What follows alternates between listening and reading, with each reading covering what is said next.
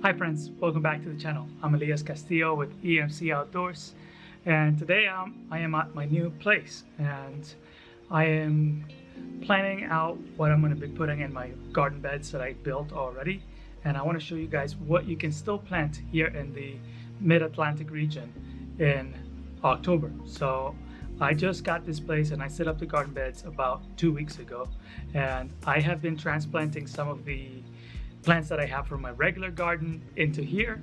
So I'm moving stuff over, but I still have plenty of time to plant some greens, some winter greens. And I want to show you guys what I'm doing. So I'm going to show you a few of those things that I'm going to be planting today, and then I'm going to show you guys the garden.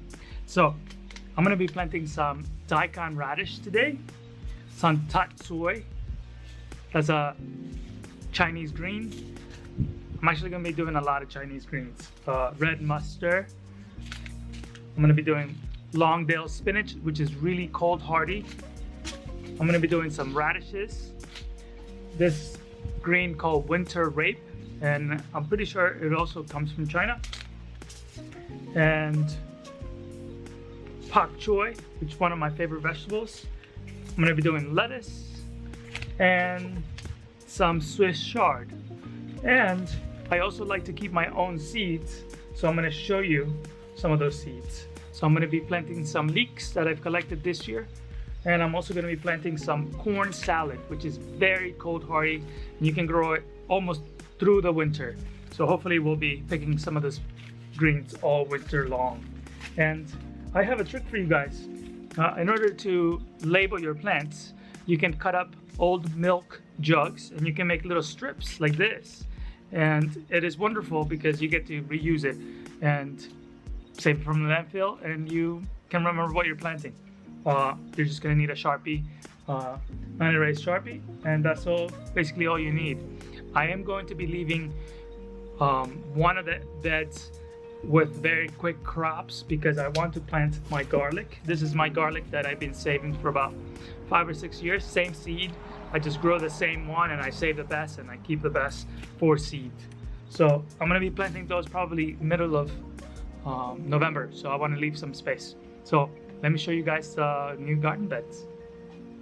By the way, I forgot to mention, I put this raised beds in my front lawn, and I'm pretty sure my neighbors are going to think I'm a weirdo because I am the only one in this neighborhood that doesn't have a lawn, and I cover the whole place in wood chips.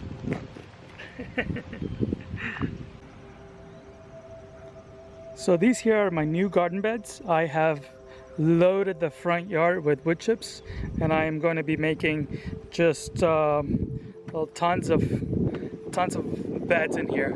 So my plan is for next spring to get rid of all of this wood chips up front here and create kind of a natural bee habitat and create a little bit of a communal garden bed, so if my neighbors want to take some of that produce, they can take some of that produce. So I want to share the wealth. And here you can see what I've already planted, and I already have lots of stuff growing. I have some bok choy, some winter rape, some Swiss chard, winter green onions. They'll survive the winter. I have some chives right here, and then I have kale, a little bit of lettuce, and Egyptian walking onions. Those Egyptian walking onions will die back during the winter, but I'm hoping that the root set will set right before the winter and they can make it through. I'm also going to be using covers for all of these beds here, so it should be fine. Even though it's going to get cold, it's going to be okay. So that is my garden. So that is my brand new garden that I set up. It took about 4 days after I bought the place, and I set it up right away. I didn't want to waste any time, so here we go. We're going to do some planting today. So on this bed I want to plant a lot of microgreens and a lot of radishes, and I'm going to leave the farthest to my left, I'm going to leave that for the garlic, but I'm not going to leave it empty. What I'm going to do is I'm going to plant radishes there because they are going to be done in about 30 days. So I'm going to be able to harvest those radishes from that bed and then replace them with some garlic. So yeah, what I did here is I just bought these pieces of wood. They're come in 8-foot lengths. I cut it 5 foot.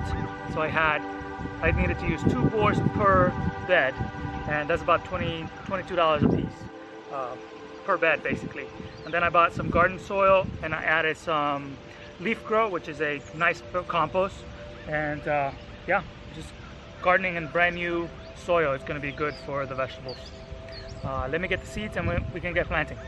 So I basically have 3 beds left. I have this one, and that one. And then the other ones, I have already transplanted some of my vegetables from my community garden. So I have a jump start in the season, and these are basically succession planting. And hopefully I can get some. I know I will get some because I have a plastic that I'm going to be putting over these beds if it gets a little too cold at night.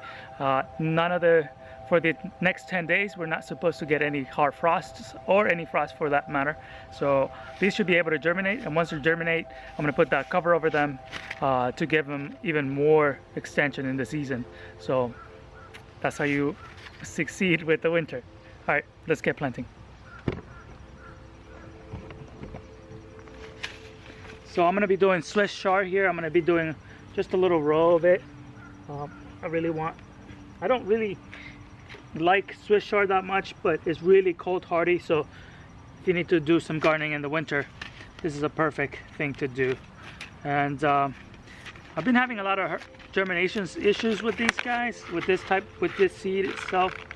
I'm not sure why it's not picking up as well, but we'll see. I'm gonna be doing about every 2 inches or so, and I'm gonna thin this out later, so it doesn't matter if they're too close together.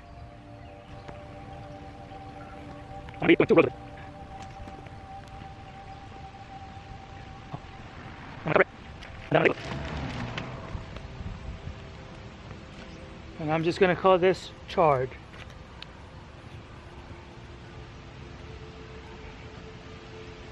Chard. So today is October 2nd. It should take about 7 days for these to sprout, and you'll see it's gonna take over anyways.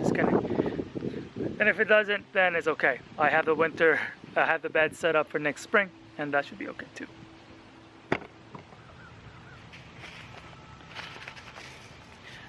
Next, I'm gonna plant some bok choy or pak choy. This one didn't sprout at the last time I planted them.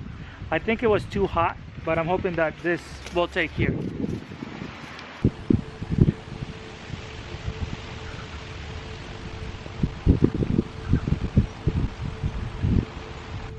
That's it. So I'm gonna do all the beds just like that, and then I'll take a picture of them at the end and I'll show them to you what it ends up looking like. In about 5 to 7 days, I'll do another video so you guys can see the progress on how they're doing. Let me show you guys what the other vegetables look like right now. So these right here are mustard greens. I transplanted them from my community garden about a week ago, and you can see that the outer ones are kind of looking limpy, the outer leaves, but the center one is already green and it's definitely taken root. So this is gonna be great for sauteing in the winter when everything else is kind of dead. This is tatsoi, and it's beautiful. It's a beautiful rosette. Once the weather gets cold, it clings on very close to the ground, and that's how it protects itself from frosts. This over here is baby kale. It's another baby kale right there. And those are leeks that I've transplanted from my regular garden. And over here I have cilantro, and I've transplanted a bunch of baby cilantro right here. You can see it. I transplanted these from the other garden that I have, and hopefully that will be taking over pretty soon.